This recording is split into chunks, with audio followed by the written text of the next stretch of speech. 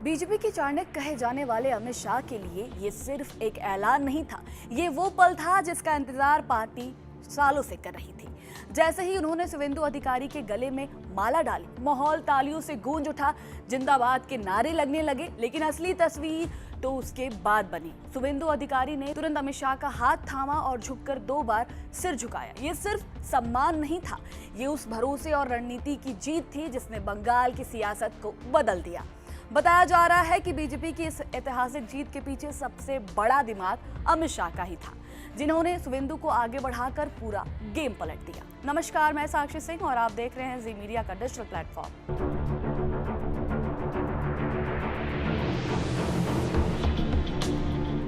आज शाम बीजेपी विधायक दल की एक अहम बैठक आयोजित की गई, जिसमें केंद्रीय गृह मंत्री अमित शाह और ओडिशा के सीएम मोहन चरण मांझी पर्यवेक्षक के तौर पर मौजूद रहे। इस बैठक में सभी की नजरें एक ही सवाल पर टिकी थी, कौन बनेगा बंगाल का नया मुख्यमंत्री।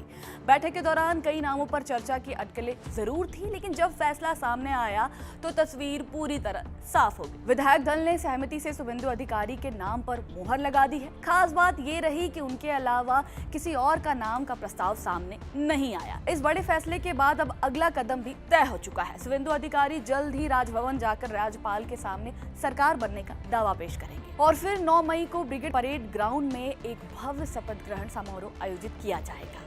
इस समारोह को ऐतिहासिक बनाने की पूरी तैयारी चल रही है।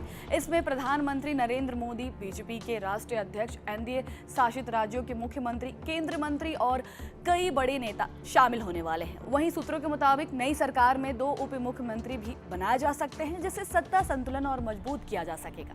अगर शुवेंदु अधिकारी की राजनीतिक यात्रा पर नजर डाले तो ये जीत सिर्फ एक पद हासिल करने की कहानी नहीं है, बल्कि एक लंबे संघर्ष और रणनीति का परिणाम है। 2021 के विधानसभा चुनाव में उन्होंने नंदीग्राम सीट से ममता बनर्जी को हराकर सबको चौंका दिया था और 2026 में सीट बदलने के बावजूद नतीजा वही रहा। ममता बनर्जी को फिर से हार का सामना करना पड़ा।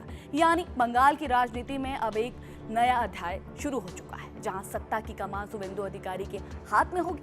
आने वाले दिनों में ये देखना दिलचस्प होगा कि नई सरकार बंगाल के लिए क्या नए फैसले और बदलाव लेकर आती है।